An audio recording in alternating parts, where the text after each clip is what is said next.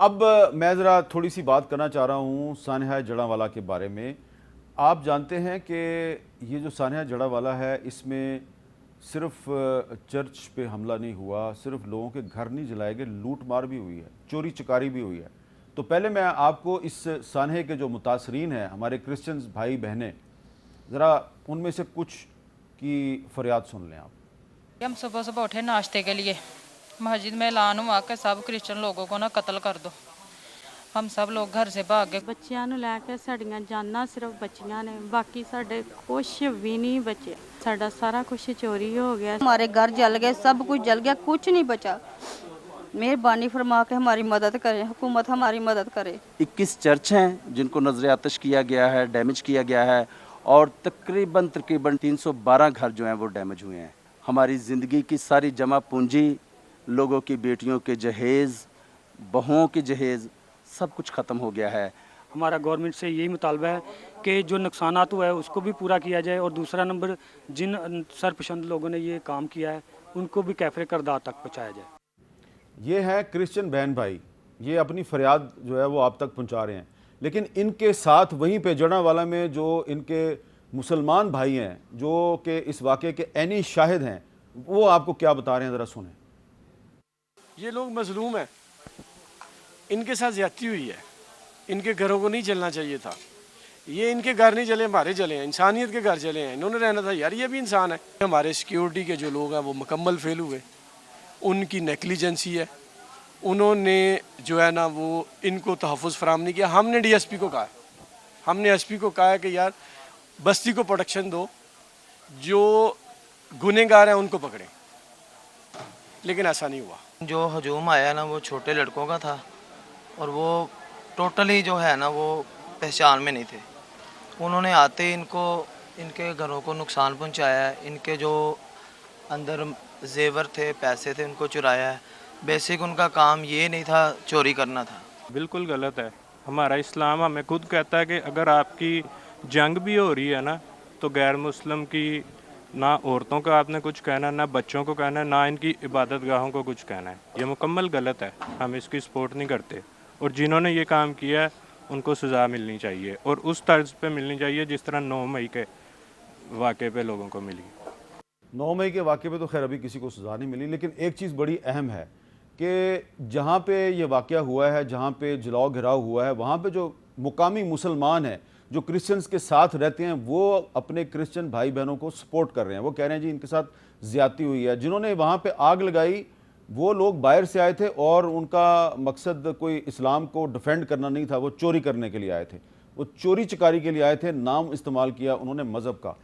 तो यहाँ पे पुलिस थी जो उसने जो पहले कुरान पाक की तौहीन हुई थी, 2 अफराद के ख़िलाफ़ मुकदमा दर्ज कर लिया। उन्होंने भी गलत काम किया और उसकी भी हम मजम्मत करते हैं, लेकिन फिर उसका जवाब ये नहीं था जो दिया गया है, और ये तो बहुत ही इंतहाई काबिल मजम्मत वाक़या है। तो इस सारे मामले में एक मुकामी असिस्टेंट कमिश्नर जो है उसको मुअत्तल कर दिया गया, जो कि खुद एक क्रिश्चियन है। और जब मैंने वो नोटिफिकेशन पढ़ा, उनका ट्रांसफ़र ऑर्डर पढ़ा, तो मैं हैरान रह गया कि लोग कह रहे हैं कि जी हमने DSP को और SP को कहा कि आप इन लोगों की मदद करें, लेकिन कार्रवाई किसके ख़िलाफ़ हुई है? एक बेचारे AC के ख़िलाफ़ जो खुद एक क्रिश्चियन है।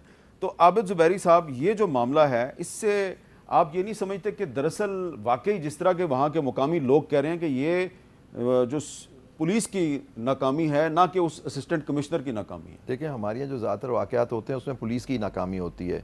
अभी जो मुस्तफ़ा साहब ने फरमाया, जो इंसिडेंट्स का बताया, उसमें पुलिस कहाँ थी? इवन 9 मई के वाक़यात को आप देखिए कि पुलिस कहाँ थी। पहली लाइन ऑफ डिफेंस तो हमारे यहाँ पुलिस ही होती है। सर, ये खुद शामिल होते हैं उनके साथ। हम आप ये इन्वेस्टिगेशन करेंगे, आप देखेंगे, आप ये उनके साथ होंगे, बल्कि उनको चढ़ाने वाले लूटने वालों में शामिल होते हैं। हमारे यहाँ हमने तो यही चीज़ें देखी हैं। देखिए, रिट का करना पुलिस का, स्टेट का काम होता है। आप स्टेट हमारी हमेशा फेल होती है। और अभी अब जैसे लोग कह रहे थे आपके चैनल पे कि जी आप उनके खिलाफ एक्शन तो लो, उनको लाओ, उनको कैफर किरदार पहुँचाओ, उनके खिलाफ पर्चे करो, उनको शहादतें मौजूद हैं, आप लाइए, उनको सज़ा दीजिए। आपका हर चीज़ तो वीडियो पे अब अवेलेबल होती है, कम से कम आप आइडेंटिफाई तो कर सकते हैं, फिर उसका लीगल तरीके से आप उसकी शहादतें लाएँ और साबित करें। लेकिन देखिए, मैं आपको एक और बात करना चाहता हूँ। आप हमारा कुरान शरीफ एक बड़ी बात करता है, लोग नहीं पढ़ते। सूरह हज की आयत नंबर 40 आप देख लीजिए, उसमें अल्लाह मियां फरमाते हैं कि अगर मैं एक कौम को दूसरी कौम के ख़िलाफ़ ना खड़ा कर देता और लोगों को अपने घर से निकाल दिए जाते हैं, तो चर्च, मॉनेस्ट्रीज़, सिनेगॉग्स जो यहूदियों की इबादत गाह होती है, और मस्जिद है जहाँ अल्लाह का नाम लिया जाता है, वो ढा दी जाती। ये ख़ुद हमारे कुरान शरीफ में चर्च का जिक्र है, सिनेगॉग्स का जिक्र है जो और मसाजिद का जिक्र है। ये भी तो हमें पढ़ाया जाए मुसलमानों को कि अल्लाह खुद आपके हुक्म दे रहा है कि उनकी हिफाजत करो।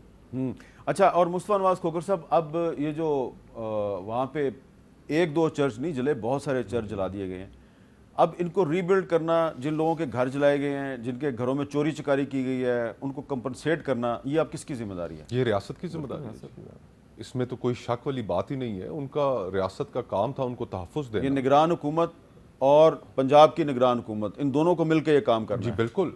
और फिर मीर साहब इसके अंदर देखें, अब दो तीन और अहम पहलू भी हैं जो काबिल गौर हैं हमारे लिए। एक तो माशरे में बढ़ती हुई मजहबी इंतहा पसंदी, बिलाशुबा हमारी रीजन के अंदर पिछले 4 दहाइयों से जो वाक़यात हुए उसके नतीजे में यहाँ पर इंतहा पसंदी बढ़ी, और अब उस इंतहा पसंदी, एक मखसूस इंतहा पसंदी जिसका पंजाब शिकार रहता है अमूमन, उसके पीछे भी एक ऐसी कहानी है कि उसको हमें बड़े सीरियसली बैठ के उसके ऊपर हमें गौर करना चाहिए कि इसको हमने सदेबाब किस तरह करना है।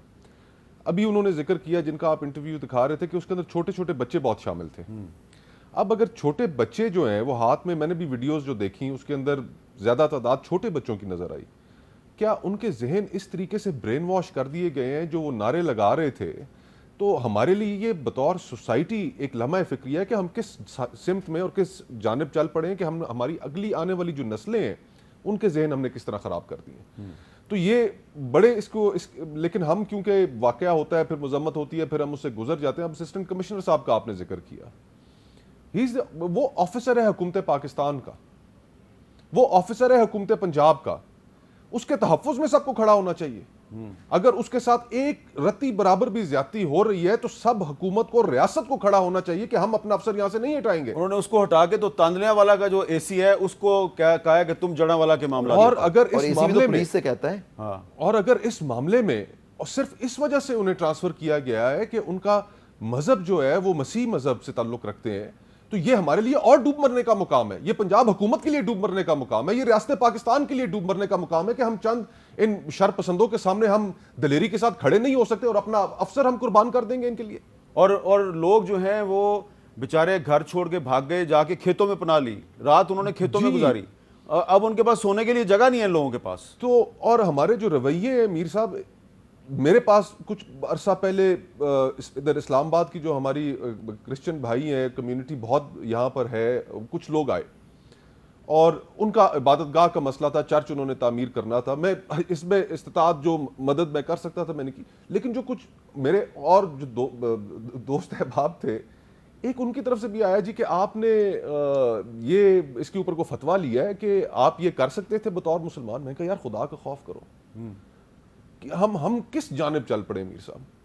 हमारे माशरे के अंदर जो लोगों की जो एक ऐसी ट्रेनिंग हो चुकी है कि जिसको इधर सियासतदानों ये लोग शराब पीने से पहले फतवा नहीं मांगते, जी हाँ, झूठ बोलने से पहले, रिश्वत लेने से पहले फतवा नहीं मांगते जी, ठीक है, लेकिन किसी गैर मुस्लिम पाकिस्तानी की मदद करने से पहले फिर कहते आपको हैं कि याद फतवा होगा चाहिए कि नहीं चाहिए। याद होगा मीर साहब के इस्लामाबाद में अपनी हिंदू बरादरी जो है हमारी, उनके लिए एक टेम्पल बन रहा था।